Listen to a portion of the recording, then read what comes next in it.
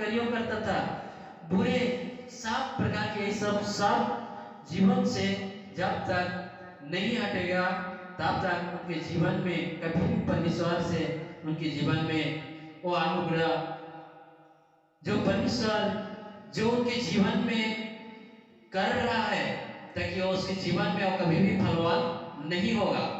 क्योंकि उनके जीवन में क्या थे, उसके खेत में क्या है, अगर खेत के चारों ओर कोई आड़ ऐसा नहीं रहेगा, वल नहीं रहेगा, तो वहां क्या रहेगा, वहां उसका फसल खाने के लिए बेल, चाहे वहां और भी जीव जंतु लोग घुसकर उसको नाश कर देंगे, कीड़ा मकड़ भी उसको खा डालेंगे अगर उसका सही जतन नहीं है।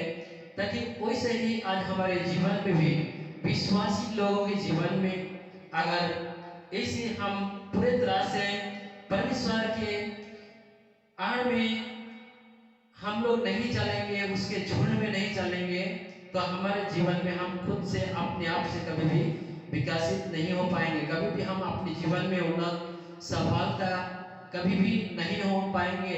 हमारी जिंदगी में कभी भी आशीष नहीं होगा। हमारे उम्र कभी भी ऐसे जो लंबी नहीं होगा। हमारी स्वास्थ्य तो अच्छा कभी भी नहीं होगा। हमारा बीमार दुख समस्या कभी भी हमारी जिंदगी से नहीं हटेगा। हमारे घर का अभाव दुख कभी घटी कभी भी नहीं हटेगा। हमारी जिंदगी से प्रॉब्लम कभी भी सॉल्व नहीं होगा। हमारे जीवन में शत्रु कभी भी हमारी जिंदगी से नहीं हटेगा। और हमारे जीवन में बहुत प्रकार के ऐसे प्रॉब्लम सभी से चारों ओर से हर प्रकार के दुष्ट लोग हमारी जिंदगी को आपकी जिंदगी को बर्बाद करना नहीं हटेगा। आपके मन से कभी भी बुरे बुरे सोच विचार उत्पन्न होना कभी भी नहीं हटेगा। ताकि हर टाइम में आपके मन में बुरी ही सोच विचार अभिलाषा, आपके जीवन में बुरे लोगों के ही साथ में आपके संगति होगा। आपकी जिंदगी में बुरे ही लोग आपकी जिंदगी को बर्बाद करेगा। आपकी जिंदगी में बहुत सारे ऐसा शैतान का टेम्पटेशन आएगा। आप शैतान के माया जाल में सदा फंसते जाओगे। आपकी जिंदगी बर्बाद होते जाएगा। आपकी जिंदगी अंत में ऐसे आप लोग भाव का पत्रों, ऐसे परमेश्वर के क्रोध का पत्र आप लोग बनोगे।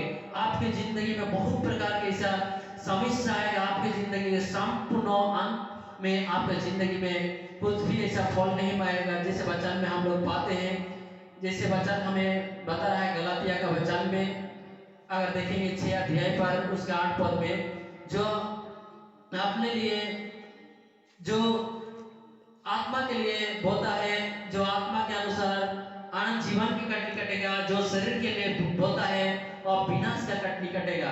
कारण ऐसे उस जीवन में भी अंत में भी उनके जीवन में, उनके परिवार वंशों में, उनके पीढ़ी से पीढ़ी तक उनके जीवन में, ताकि अगर मम्मी पापा लोग गलत करेंगे तो उसके पुत्रों पुत्री से लेकर उनके जितनी नाती पोतों तक 4 पीढ़ी तक, जो 4th जनरेशन तक उनके जीवन में उसके ऊपर में वैसे ही उसका दंड उनके ऊपर में उसको भोगना पड़ेगा।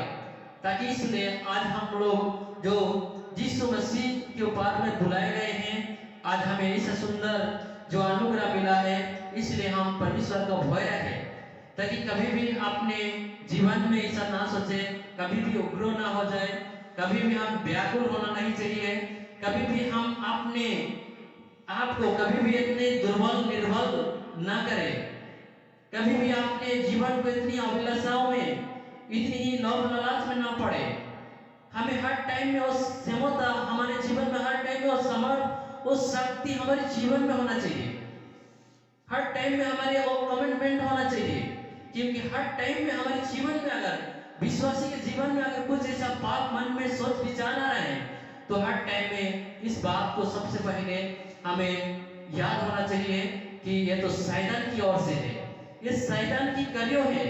मेरे जीवन में आज ये शैतान कहां से अवसर पाए हैं, उस शैतान को हमें धिक्कारना चाहिए, उस शैतान को सामना कर देना चाहिए, ताकि तुरंत ही हमारे जीवन को, ताकि पूरी तरह से मन को बदल देना चाहिए, पूरी तरह से हमारा हौसला बदलना चाहिए, ताकि हमारे जीवन में हर टाइम में हम कुछ सही बातों को, ऐसे बड़े ऐसे अनुभवों को हम लोग लेना चाहिए।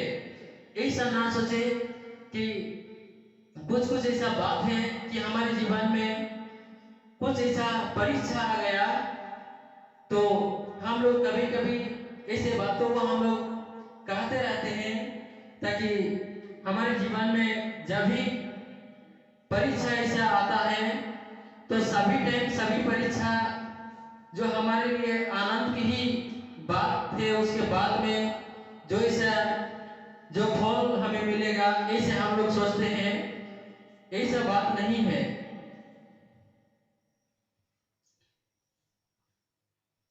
जैसे हम यहाँ वचन पे अगर देखेंगे